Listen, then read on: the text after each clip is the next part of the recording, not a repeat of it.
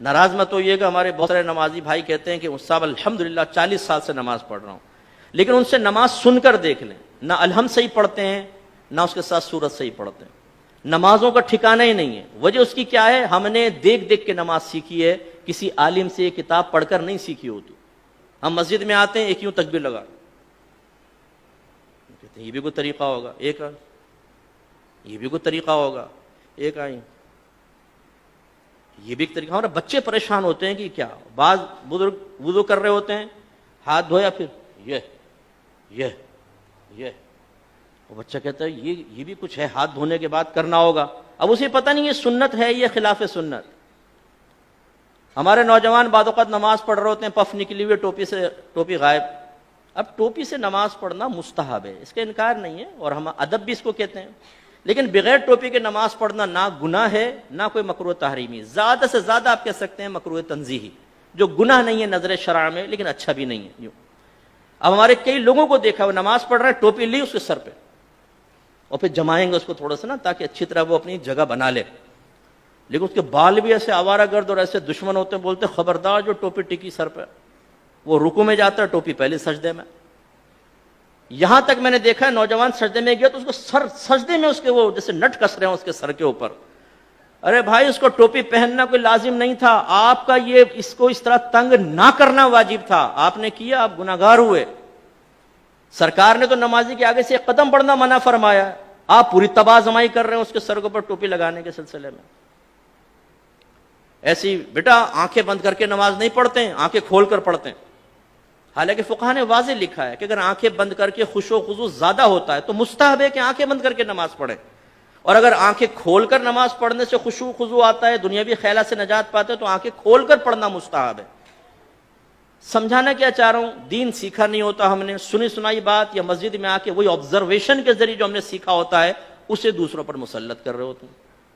بچہ بیٹھا ہوا ہے پاؤں ہلا رہا ہے، بیٹا ایسے پاؤں نہیں ہلاتے، نحوست ہوتی، وہ بچہ رک جاتا ہے۔ اب بھائی کہاں سے نحوست ہوتی ہے یہ بتائیے، پاؤں ہلانا کہاں سے نحوست ہے؟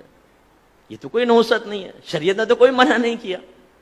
لیکن وہی بچہ اگر فجر کی نماز چھوڑ رہا ہو تو اس کو اتنی سختی سے نہیں سمجھائیں گے نا، بچہ تھکا رہا ہے، رات میں سو گیا، کوئی بات، پوری رات محافل نعت میں شرکت کر کے سنی ٹناٹن قطعی جنتی نعت خانوں کی زبان پر فجر کی نماز چھوڑ رہا ہوتا ہے نا، نہ جماعت سے نماز پڑھے گا نہ فرض پڑھے گا، 4 بجے تک محفل ہوئی ہے، اس کے بعد اسکوٹر گھمایا، آ کے بستر پر سو گئے، مؤذن کہہ رہا ہے حی علی الصلاۃ حی علی الفلاح، اور وہ تصوراتی اور خوابی دنیا سے جواب دے رہا ہے کہ حضور نعت خوانی میں شرکت کر تو لیے، جنتی ہو تو چکا ہوں، بلا حساب و کتاب تو ہم جنت میں چلے جائیں گے۔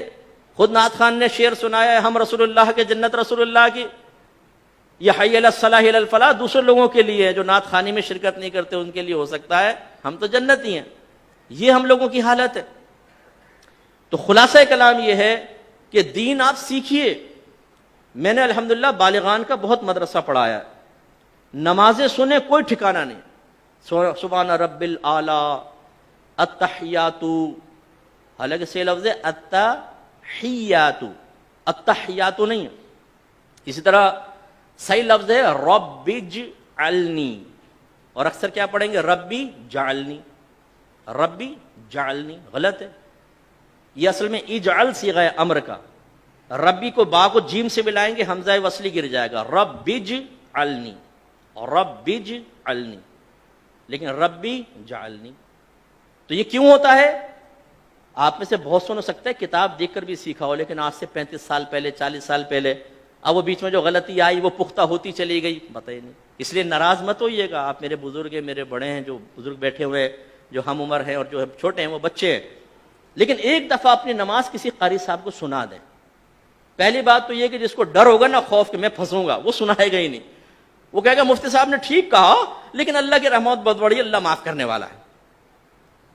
بھائی اللہ تعالیٰ رحمان ہے، رحیم ہے، لیکن وہ قہار و جبار بھی تو ہے۔ اس کی قہاریت اور جباریت کو فراموش کر کے صرف رحمانیت پہ نگاہ کرنا یہ نبیوں کا طریقہ نہیں ہے۔ وہ وصف نبوت حاصل کرنے کے باوجود، صحابہ کرام وصف صحابیت حاصل کرنے کے باوجود ڈرتے رہے اپنے رب سے، وہ رحمت کا یقین بھی رکھتے تھے اور اللہ کے عذاب سے بھی خوفزدہ رہتے تھے۔ یہ ایک مومن کی شان ہے۔ تو سیکھیے،